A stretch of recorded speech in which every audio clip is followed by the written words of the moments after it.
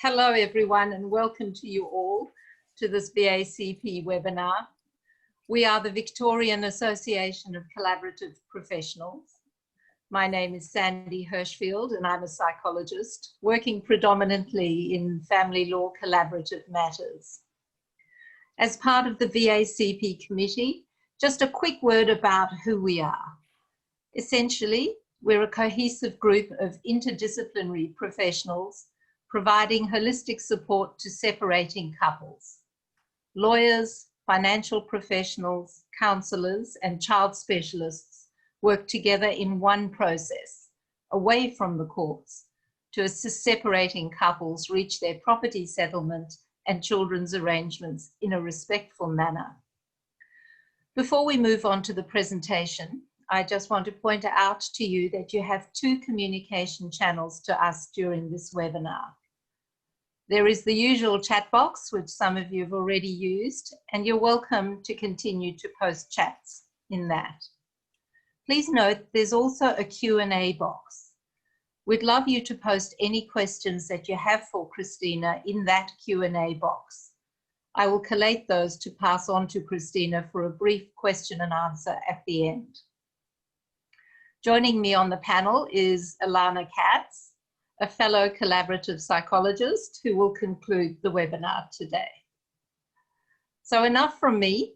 It's my pleasure to introduce Christina McGhee to you, who is speaking to us from Houston, Texas. Christina is an internationally recognized divorce parenting expert, speaker, coach, and author. She's acknowledged globally for her work with British families captured in a documentary, How to Divorce Without Screwing Up Your Kids. Christina maintains an active and large coaching practice, working with separating couples locally and further afield. I wonder if you've thought about why so many couples get stuck during their separation. Well, today, Christina will draw on her extensive expertise, combined with her understanding of brain science, to explain why logic and reasoning does not always work with separating couples. She will provide us with tips and strategies on what to do instead. Christina, good evening to you in Texas. We look forward to your presentation. Oh, thank you very much, Sandy. And I appreciate the lovely introduction. So there's a little bit of a time difference for me here. I am in the evening. I know it's noon for all of you. Good afternoon. I really appreciate the opportunity to be here. And I want to say thank you to Marguerite Picard and Sandy Hirschfield and the VACP Planning Committee for putting this event together. And I also am really grateful to everyone who showed up today, because I know that there are lots of things that are competing for your time and attention, and I consider it a privilege that you've taken time out of your day, even if you're in lockdown, to be here and to exchange ideas and to expose yourselves to some new information. So before we get started, two things. Sandy and I were talking a little bit yesterday, and the vast majority of my experience in working with separating couples is centered around the idea of parenting. But I also know that not everyone who works with separating couples may be working with parents. So I'm in an effort to kind of give a balanced perspective. I'm going to offer some examples that I think that they won't just center around parenting issues or disputes. For those of you that might be working with couples who aren't parents, I think you'll still find some value in some of the examples and the topic that we're going to talk about. Now, throughout our time together, because I am prone to working with parents, you may hear me kind of go back and forth between referring to separating couples, talking about parenting, sometimes talking about clients. And I know that some of you may be here and you don't necessarily work with clients, but maybe you're a support person, or maybe you just have an interest in the topic. I think you're still going to find today's discussion helpful. So my goal today is to offer you a very practical framework for why logic doesn't work with separating couples. Why is it they can't wrap their head around logic and reason?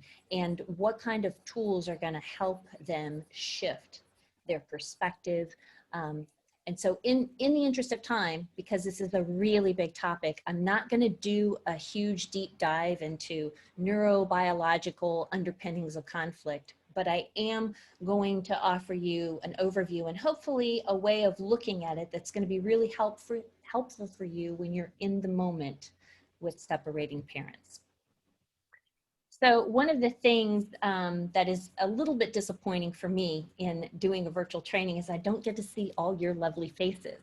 So to give me an idea of who's in the room, I'd just like to do a quick poll to see who we have here today. So how do you work with separating couples? Now I realize that some of you may be able to tick more than one box. But what I would like you to do is choose one that best identifies your practice. Just go ahead and drop in your answer really quick to see who we have. We have some family lawyers with us today, some financial professionals, mediators, and other. Okay, great. Counselors and therapists are in the house. Great. So just jump on in. We'll give you a few minutes more to see if we can collect all the votes. Looks like we have a fair amount of family lawyers. Okay. Awesome, really good response. So just so you can see what I'm seeing, I'm just going to very quickly share the results with you. So we have a significant number of family lawyers here today. Not surprising, some financial professionals, counselors and therapists, mediators. Sadly, I'm the only divorce coach on the call for now. And also some others, so some people who had some interest and connection to the topic. So thank you very much for all being here. So let's go ahead and dive in. A few weeks ago, I was having a discussion with a family lawyer. Now, initially he contacted me, it was a networking call. He was interested in talking about trainings and how I work with parents. And a few minutes into the call, it didn't take very long where we started talking shop. And he was feeling really frustrated with a case that he was working on. It was a modification case. Mom wanted to move, and as a result, Dad had dug in and was fighting for custody. And not surprisingly, things kicked off in a very big way. They were very contentious. Communication had completely broken down between the parents, and the kids were suffering. They were having some really major behavior issues. Now, like a lot of cases, it started out about where the kids were going to live, and it turned into a lot of other issues, a lot of other grievances that were getting thrown into the mix. And the one question that this lawyer kept coming back to me with, what do I do? Like, what do I do with this? I really don't know. I mean, I know that I could file a petition. I could make things a whole lot worse for everybody involved. I'd probably win the case. I've tried to reason with Mom, but nothing's getting through to her. I just don't think I have any good solutions. What do I do? Do I send them to a mediator? Is a mediator going to be able to help them? I don't think so. Should I send them to a divorce coach like you? Can you fix them? I mean, he was really struggling, feeling very frustrated because he didn't know how to approach this case. Now, how many of you, regardless of what your profession is, have felt frustrated in a similar way because you're working with separating parents? Just go ahead and throw an answer up into the chat. Anybody can relate? Yeah, Tanya raised her hand. Sure, we've all been there. There have been times when, well, oh, we got a lot of hands. There we go. So where we felt like we didn't have the tools that we needed to really help these families in an effective way. And the truth is that working with separating couples, whether they're parents or not, is not easy. These are complex and complicated situations that require a multifaceted approach. There aren't any quick fixes or one-off solutions. It's been said that when all you have is a hammer, every problem looks like a nail, right? And when separating couples come to us, often they have been hammering out their problems for years. And everything looks like a nail because that's all they've had to work with. And they come to us. They want to know, what should I do? How should I handle this? They feel lost. They're looking for quick fixes and solutions. Can you make him stop doing that? Can you make her behave differently? So a lot of times, just like the lawyer I mentioned, we too feel like we're looking for answers. We want quick fixes and solutions. So how is it that we equip ourselves as professionals with more than just a hammer? So this is one of the reasons that I find the collaborative process a very exciting option, because it has the possibility of equipping clients with more tools and guiding them towards better outcomes. Now, I realize that for some of you, I'm probably preaching to the choir, but for those of you that aren't familiar with collaborative process, I just want to briefly highlight some points that I feel are very valuable about this as an option. So first and foremost, at the very outset, separating couples have a lot of skin in the game. There's a high degree of commitment. When people come to the collaborative process, they each hire a collaborative lawyer to represent them throughout, and they make a commitment to go through a series of four-way meetings to work towards a resolution. If for some reason they decide that one party wants to pull out, they want to take it to court, then both attorneys excuse themselves from the case, and the couple, at least here in the States, and Sandy, you may have to tell me if I've got this right, the couple has to start over from scratch. Right. And that's a huge commitment on the front end in terms of really holding people's feet to the fire that we're going to move through this process with integrity and we are not going to litigate. I also like the fact that when parents are going through this, they each have representation. So they have supportive guidance by people who are trained in collaborative practice, and it involves transparent discussion. There's no discoveries. There's no depositions. We don't have any court dates. Everything comes to the table and we engage in open and transparent discussion.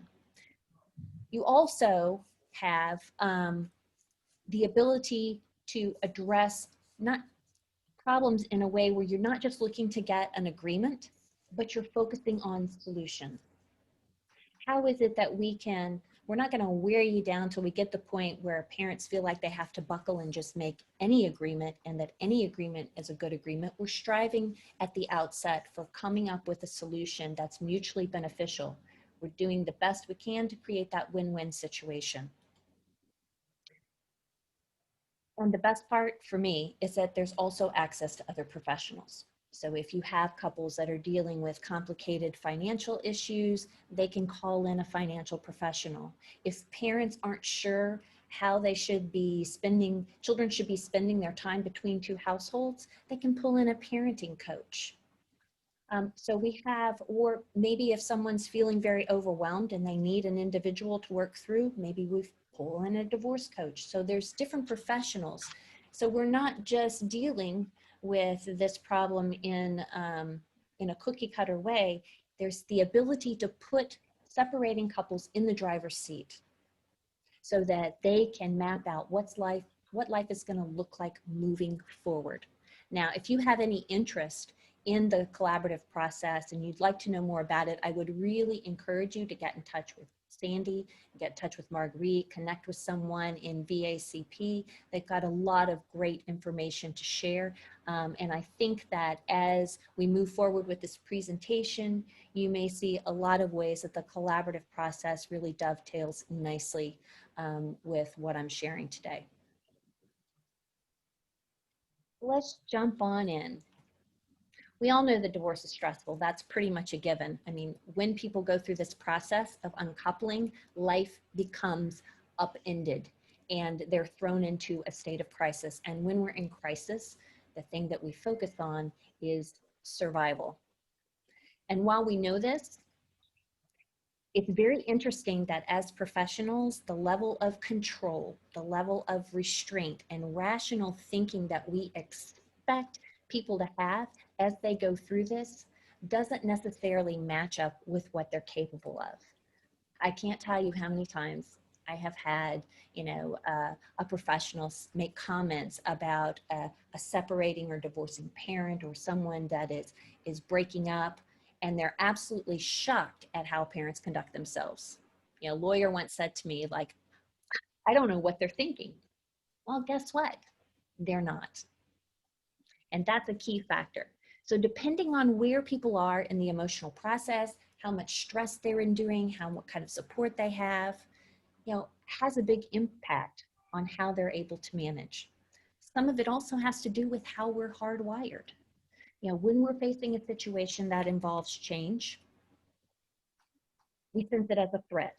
The brain has been hardwired to put us on high alert when something feels threatening. And it doesn't necessarily distinguish between I'm stressing over I've got something going on at work and I need to have a report ready, or I'm going through a divorce. It just senses threat. And that's the limbic system at work. That's our fight, flight, or freeze response kicking in. And it's the very system that has allowed us to stay alive for pretty much centuries. And when the survival mode is activated, well, that prefrontal cortex, that place where we do all our best thinking, that manages executive functioning, that part of us that evaluates consequences and organizes and plans, it literally shuts down. Now, in modern psychology, we have identified that we have two independent systems working at all times. We have the emotional side, which you'll see kind of illustrated by all the bright colors and swirls. And then we have our rational side of the brain. And this is the part that organizes and plans and problem solves for us. And quite often, these two processes are in direct competition with one another. Now, I don't know about you, but when I am working with parents, I'm not usually thinking about things like the limbic system or the prefrontal cortex or the parasympathetic nervous system. I want to be in the moment with people. And this is why I am particularly taken with a very interesting and powerful analogy for examining how these two systems impact each other when we're talking about behavioral change. So in The Happiness Hypothesis by Jonathan Haidt, he encourages us to think about these two systems in a very different way, and how these systems impact the way we embrace the change, because change is really at the heart of what we're trying to accomplish when we're talking about working with separating and divorcing parents. So how is it that we can help shift them out of where they are now to where they want to be? How can we guide them away from destructive means of engagement towards constructive resolutions? So according to Haidt, our emotional side is like an elephant. And the rational side is the rider that's perched on top of the elephant.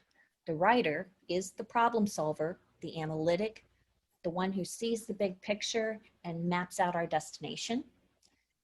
The elephant, however, operates on emotion. It's the part of the brain that's passionate and instinctive and inspires us, and it has the power to motivate, to really push us into action and get us where we need to go. And as you can see from the slide, they're usually not moving in the same direction. Now, each of these two systems has very distinctive strengths and weaknesses. And when they're in a state of balance, they can really complement each other very well. But as we've mentioned, due to the nature of separation and when relationships start unraveling, stress levels go up. So while the elephant has the ability to move us into action, it's what gets us to join a cause that we feel passionate about, or speak up at an office meeting, or protect our children from danger, with very powerful, strong emotions. The problem is that the elephant's not very patient. It wants instant results. The elephant is always going to lean in towards the quick payoff. We all know this for lots of different reasons. How many of you have ever hit the snooze button because your warm bed feels so good, right? or you've decided to binge watch your favorite show instead of cleaning the house, or had that extra slice of cake, even though you made a really strong resolution that you're going to lose those 10 extra pounds. See, that's the elephant at work. The elephant is going to go for the quick win instead of hanging in for the long haul. And this is who we have to blame. Now, when we look at the writer, on the other hand, the planner, the problem solver, that's the part of us that sees the big picture and can map out that destination for us, can help us figure out the steps that are going to take us where we want to be. But the elephant is the only one that can get us off track. Now, when a writer is facing a big problem, its Achilles heel is that the writer also has the habit of looking for a big solution. Big problem, big solution. You know, the writer can easily get stuck in what we call analysis paralysis and become so invested in making the right choice that they don't make any choice at all. Now, I imagine all of us know somebody who is a little bit of an overthinker. You have that friend that stands in the store for an hour and says, should I get the red one or should I get the yellow shirt? You know, they both look really good. I'm not sure. Or when we have someone who's, you know, contemplating the prospect of divorce and they can't decide whether they should stay or whether they should go. There are lots of ways that the writer gets caught up in overthinking, but that's not the only problem that the writer has. The writer can also get stuck by trying to craft a really big solution that doesn't work. Here's an example. You know, I had a client who would just circle the drain every time she had to check her email because she was afraid that there would be an email in there from her ex. She felt the same way when she checked her phone, you know, and because she had to check her text and her email regularly, she was always really anxious about opening things up because she never knew. And honestly, it would pretty much derail her day. Just the thought that there might be an email in there from him. So her remedy was to have her lawyer draw up a letter to send to his lawyer to tell him that he should quit emailing her so much, and then to give him hours when he could email her and when he couldn't email her. So the emails would need to be on a schedule. And she also went to the trouble of outlining exactly what he should and shouldn't be emailing her about. And the bottom line is the thing that bothered her the most was the anxiety that she never knew when they were coming. But she had crafted a really big solution for this problem. So we explored what would it be like if you just opened another email account and you just let your husband know that this was the email address he needed to use to get in touch with you. Then you could be in control of when you checked your email. I also suggested maybe you might want to think about using a specific app for communicating back and forth because they did still have older children. So they could use a co-parenting app. Now, rationally from the outside looking in, we're probably all shaking our heads like, wow, that's a really big solution. That's quite complicated for such a small problem. But this is the kicker. The other piece of the puzzle that really impacts the writer and the elephant is the level of stress, that there is a direct relationship between the level of stress we're experiencing and how we're functioning. And as you'll notice from this diagram, the higher the stress level, the lower our capacity to manage effectively. And when we're not managing effectively, this is when we see emotional dysregulation. People have difficulty focusing, they become very impulsive. Our ability to solve problems and be creative and think before we act just takes a serious nosedive. And that's when the elephant takes over. We become more impulsive, reactive, irrational. The other piece is that stress also tends to delete our willpower. Now, most of us don't realize that willpower is an exhaustible resource. And the more stressed you are, the more things you're piling on your plate, the quicker it's going to get used up. More demands, less resources. For those of you that are dealing with parents, I also just want to point out that in this diagram, there's also a very direct relationship to the level of stress and the capacity to parent. That as parent stress level goes up, their capacity to parent effectively, to really show up for their kids in an organized and helpful way, becomes compromised. So it's very important for us to be keeping an eye on that. So how many of you believe that this statement is true?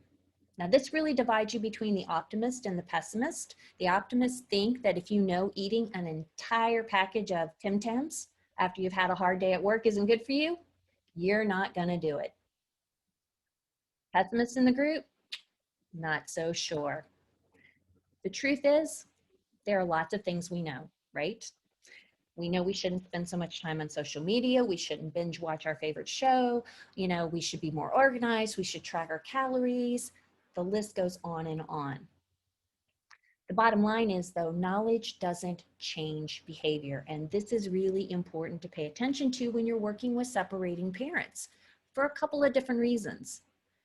You know, when there are high levels of stress are in play, and there's a disagreement between the rider and the elephant, who do you think's going to win? Pretty much a no-brainer, right? But often our go-to when we're dealing with separating couples, it's to talk to the rider.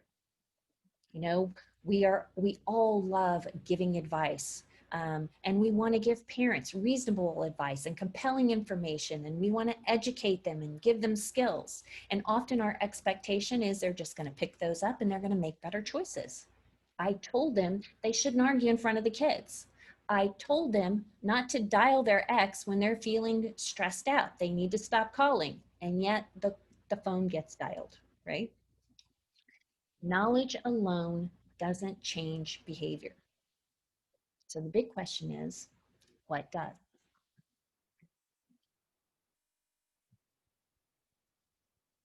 So what we've learned is that change happens mostly when we're able to speak to people's feelings. When we can really address the elephant in the room. And it's important to think about, how big is that elephant? Because not all things are created equal. So are you working with an individual who's 95% elephant and 5% rider? Are you working with a couple where one party is more rider and the other's more elephant? So what can you do to really address the elephant? How can we speak to them? How can we speak to their feelings? A couple years ago, when I was doing a training in London, the day before the training, I got this call from one of my colleagues. He was feeling pretty frustrated. He was a very experienced family lawyer, and coincidentally, I had been coaching one of his clients that he referred to me.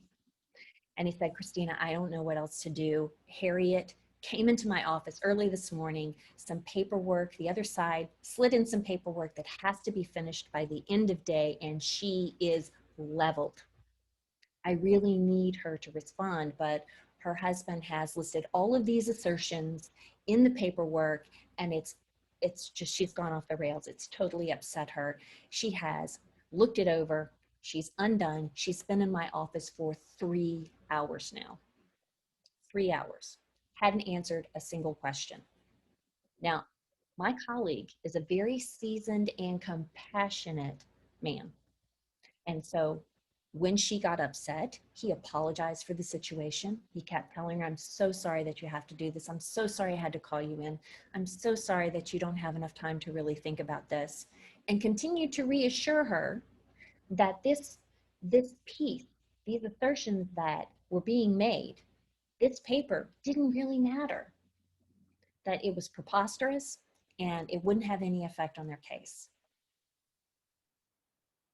Her husband was just really trying to rattle her. And the more he apologized and the more he tried to reason, guess what? The more upset she became. So what was it he was missing? He wasn't finding the feeling. He wasn't talking to the elephant. So how is it that we reach the elephant? Well, one of the most powerful skills that I have ever encountered, and this is a skill from dialectical behavior therapy, that is often used when you're working with people who have personality disorders, and we're trying to move them into a place of having flexible thinking. So that's where we can hold our own idea and take in another person's perspective. The process of validation, when I talk about this, people often think I'm talking about identifying feelings like, boy, you look sad, you look really angry. But validation is much deeper than that. Validation, in addition to identifying the emotion, it also involves being fully present in the moment with someone and really trying to understand the why. Why do they feel the way they do?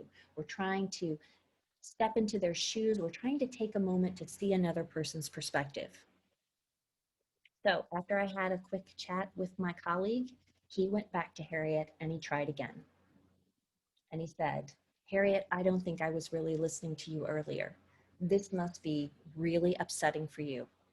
You know, you've tried so hard to approach this with integrity. It must be really, really gutting to get this at the last minute and feel like all these assertions are ridiculous. She immediately responded with a yes. It feels like it's never going to end. My colleague called me back and said, within 30 minutes, she had completed the questionnaire and was on her way. So what did he do here? Well, when we validate someone, we're able to see the world as they see it. You put your own stuff to the side and you really see the situation as you see it through another person's eyes. You suspend your own judgments, and you're also offering them an opportunity to normalize their experience. Of course, I get that. I can see why you might feel that way. This must be really tough. And I just want to give you a more relatable example, one that just doesn't have to do with lawyers approaching clients. So I want you to imagine that you got up one morning, you hit the snooze one too many times, and you grabbed your coffee. You were running, you were feeling late, you got in the car. As you're driving, somebody cut you off. You spill coffee all over yourself. You're really trying to hurry. You're running late for an appointment. You're supposed to meet with your boss. You've got to go over this really big proposal. You end up being late because you're cleaning yourself up in the bathroom, and your boss reams you out because you weren't on time for the meeting.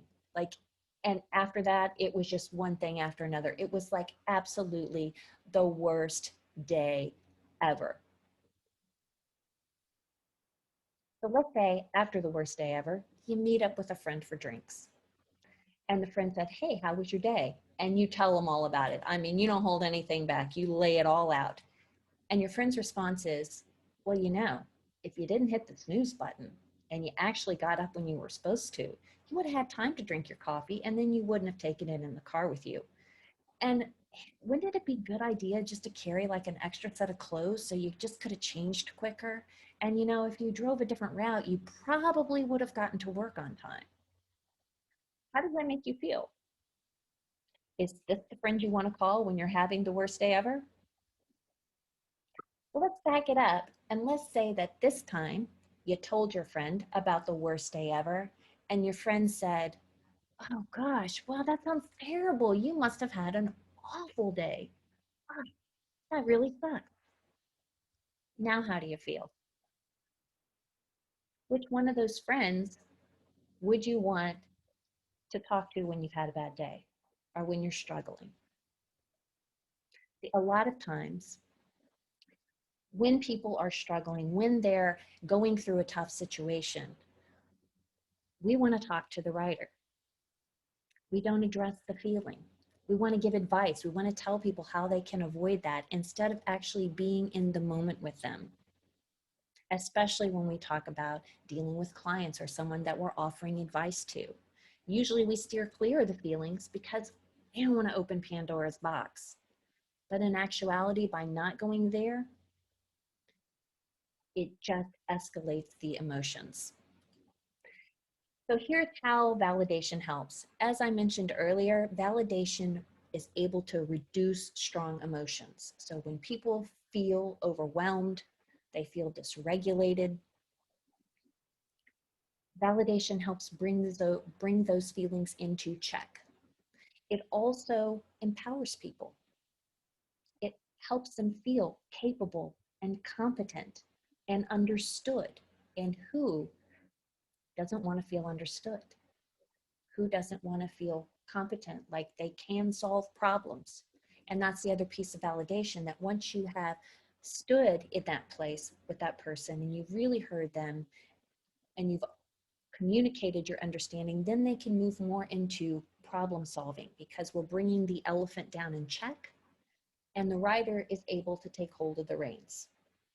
I will also tell you that working professionally, and I have done a lot of trainings with family lawyers, that if you can nail the skill of validation, your clients will love you. It absolutely increases client satisfaction.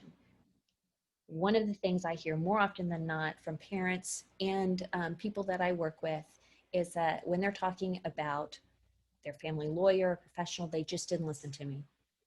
I just had a client who fired her lawyer and immediately hired another one. She was in the beginning stages of the process because she didn't feel heard. She felt dismissed. She felt like she was being given advice, and they weren't really listening to what she wanted. I just want to be very clear that when we're talking about validation, validation does not mean that you feel sorry for someone. Like my friend and colleague, people don't want to hear, "Oh, I'm sorry." They want you to understand. It also doesn't mean that you have to agree with a person's perspective. So when you have the parent that comes in and says, "Oh, I feel like an awful mother. I got into a huge fight with my ex right in front of the kids." What might be our automatic response? "Oh no, you're not a bad mother. You know, you'll do better next time. That's okay. Don't You're a good mom." That's not validation, because in that moment, the way that mom feels is like a really bad mom. And so what she might need to hear is, "Wow, that was really tough. You're really trying hard to toe the line for your kids and you feel like you lost control." You know, I've been there. I've said some things in front of my kids that I've really regretted. That's more about the power of validation. We also don't validate destructive or harmful behaviors, and it doesn't mean that you disregard personal limits. You know, we still need to observe limits with people we're dealing with. And this is especially relevant when we have clients that are really wanting to engage in destructive behavior. You know, they want to really dig in and do damage. And you see this a lot with high conflict cases. So I just want to make that clear. So I just want to share with you very quickly a little video that I think really hits the nail on the head when we talk about the skill of validation. We previewed it before we started, and so I want you to all turn your volume up, because I think that some of it can be a little hard to hear, but we're going to watch it real quick, and then you can text chat what you're thinking about it.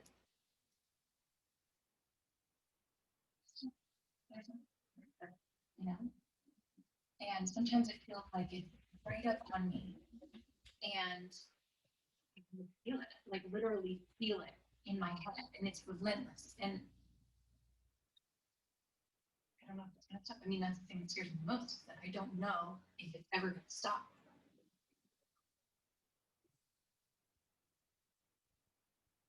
You do have a nail in your head. Are you sure? Because, I mean, I'll bet if we got that out of there. Stop trying to fix it. No, I'm not trying to fix it. I'm just pointing out that maybe the nail is causing. You always do this. You always try to fix things when what I really need is for you to just listen. See, I don't think that is what you need. I think what you need is to get the nail. See, you're not listening now. Okay, fine. I will listen. Fine. It's just sometimes it's like there's this aching. I don't know what it is. And I'm not sleeping very well at all. And all my sweaters are snagged. I mean, all of them.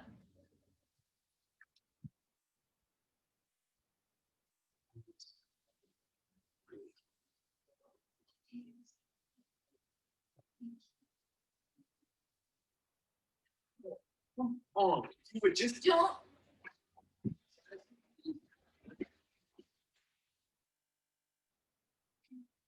So I have to say that this is probably one of my favorite videos. I don't know how many of you have seen it before, but I think it really does a great job of nailing the skill of validation.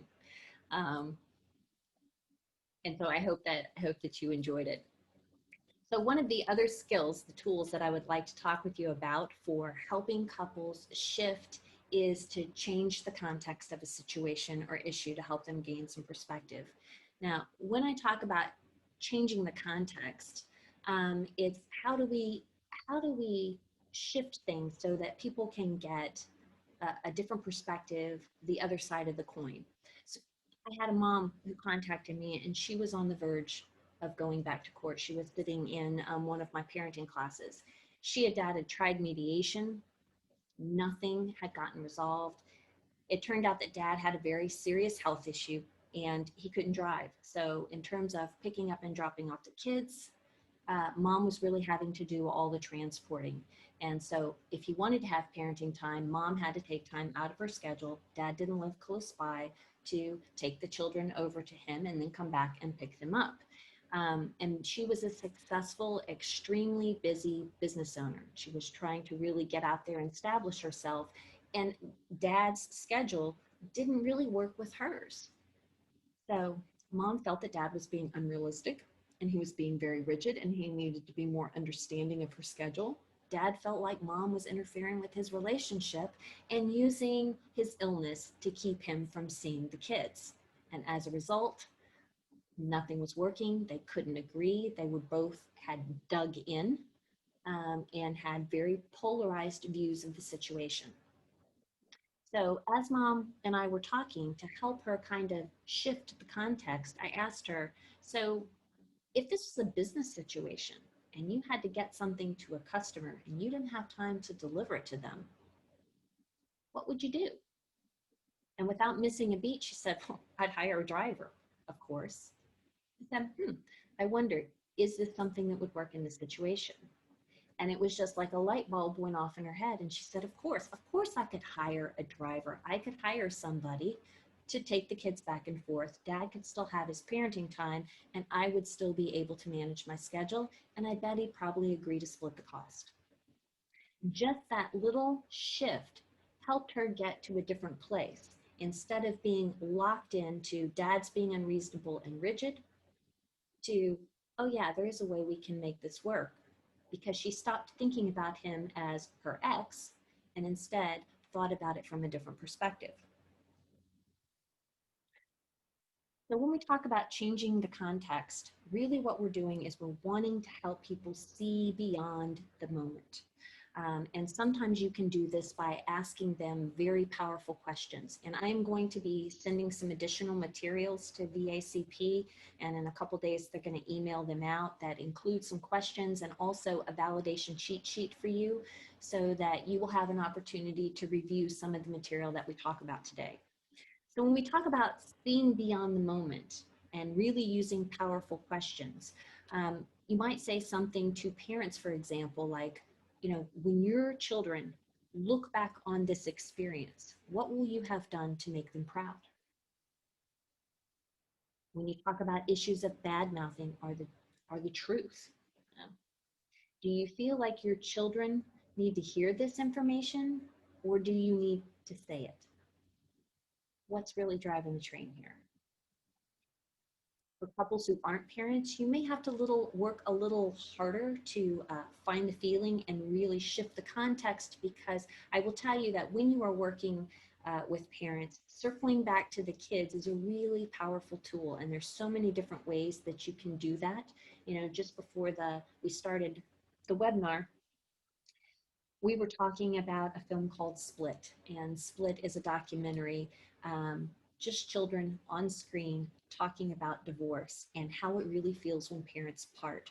And one of the things that I was mentioning to Sandy and Alana is that it is a great way to really open parents' hearts and minds when you're getting ready to go into negotiation, or when you've got a parent that's really stuck and you're trying to get them to shift a little, to hear these kids talk about what it feels like for them for them to share in an unfiltered way, gives parents a really unique perspective. It's also a great tool for families in terms of engaging in really helpful and healing conversations. So sometimes, our shifting the perspective may not involve a powerful question. Maybe it involves a video clip, or maybe it involves a documentary. Maybe it involves a book or a pamphlet. We can also connect relatable experiences. I spend a lot of time talking with parents instead of thinking of themselves as ex-partners, but looking at it from the perspective of, how would you handle this if you had to do business with somebody you didn't like very much? You had a lifetime investment. How do you make that work?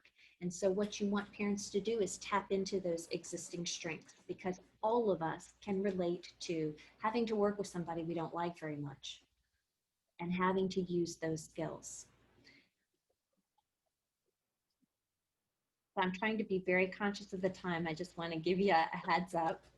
We are coming into the home stretch. So the last strategy that I'd like to share with you is small wins.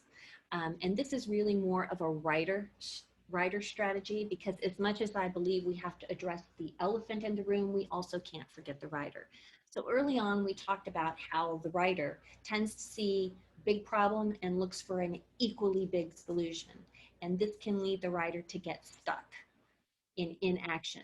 So a lack of action also tends to make the elephant a lot more restless. When we discuss our tendency to lean into frustration and anger,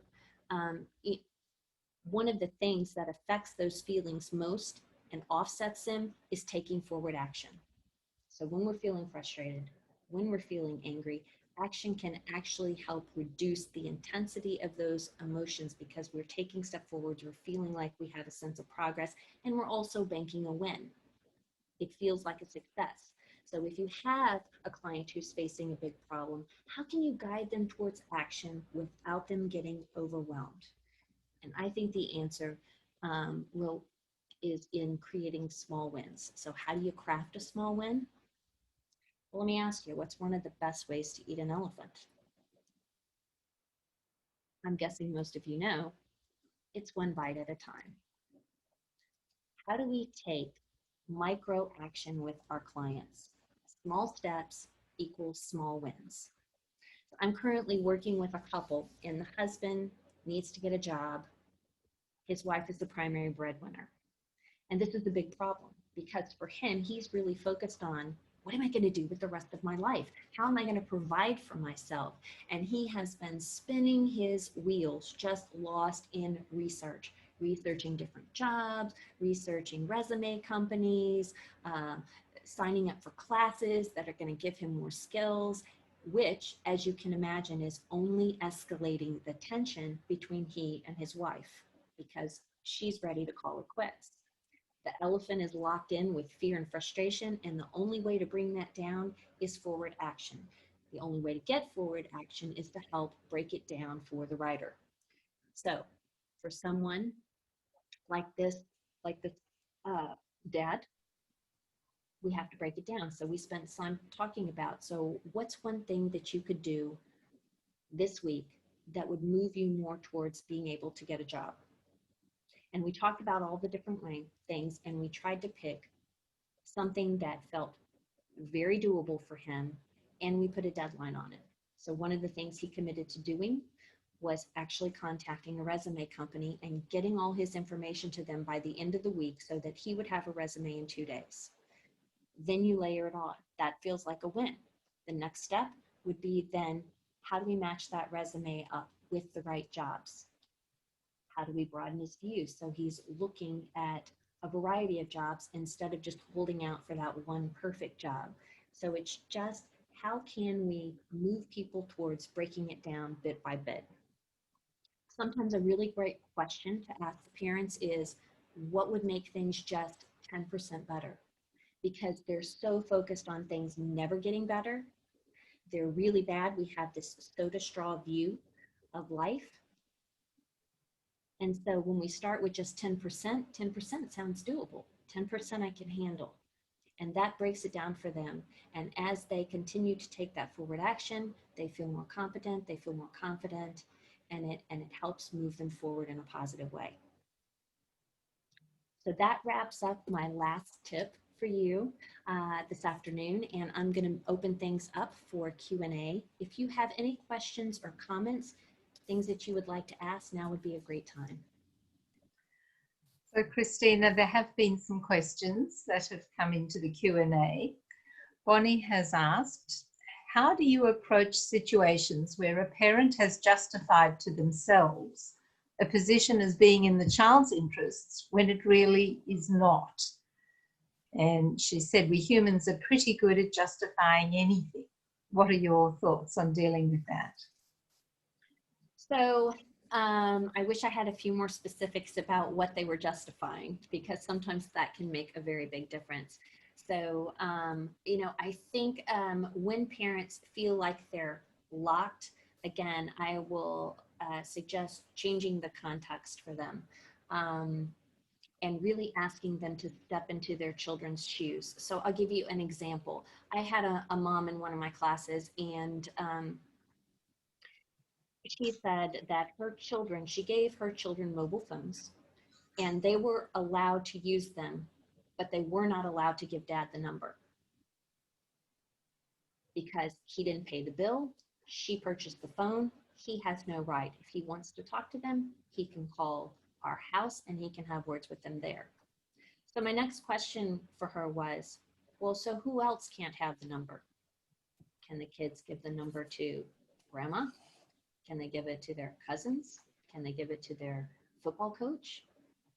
And she said, yes, there's no limits, it's just dad. And I said, I'm wondering how that feels for your kids, that it's okay to give everybody else the number except for their father. And for that mom, that was the shift. And so sometimes we have to really kind of dig a little and ask some provocative questions. Sometimes we just have to raise the question of, I wonder how do you think that might feel for your kids? Thank you, Christina. There's always the difficulty between the two hats that separating parents wear, the hurt spouse and the loving parent, which can be challenging. Christina, there's a question about validation. Mm-hmm. What do you do when the client is a perpetrator of family violence? Ooh, that's a tough one. So depends on who I'm talking to. So I'm assuming that your question is to talking to the perpetrator of the family violence. It appears to be, yeah. Right, right. So I would not validate the invalid. So I would never help them justify the angers. I would really try to stay focused on the problem, not the person. So the problem is not that they're getting angry, but the problem is the way they're managing the anger. You know, when you're in the moment and you feel so frustrated that you don't feel like you have any control, that can be really scary. And while you may have justifiable reasons for feeling angry, how you're managing them is unacceptable. And we're going to have to come up with an option that doesn't put other people at risk. So let's talk about what that looks like. Because if you think about it, being out of control for any of us is a really scary prospect. Thank you, Christina. And I know these questions are huge, so you're trying to answer them in the little bit of time that we have. There's a question from Tanya about further material or reading material or videos that you might recommend to help people. And I wonder whether perhaps we'll put a list together afterwards that we can send out. Certainly. Because I know there's a lot of material that you've spoken about to us. So perhaps we'll put something out to everybody. I would be happy to offer some recommendations. I always, I tell people that I feel like that media and books can be an absolutely excellent resource, both for parents and for children. And so if you have parents that are really struggling because they don't know what to say to the kids, they don't know how to talk with them, you can offer them, tell them to go and pick out some children's books.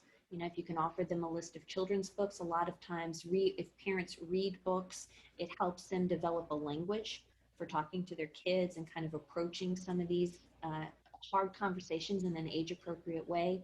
Again, we mentioned Split, which is an excellent resource. I will add a caveat to it. I always tell people before you hand it over to a parent, make sure you tell the parent that they need to watch it first without the children, because this is hard-hitting stuff. When these kids are talking about divorce, parents are hearing from kids that are like their own but not their own, and it can really stir up some very strong emotions. So the last thing you want is a parent to, you know, put the video on, sit down with their kid next to them and start emotionally coming unraveled.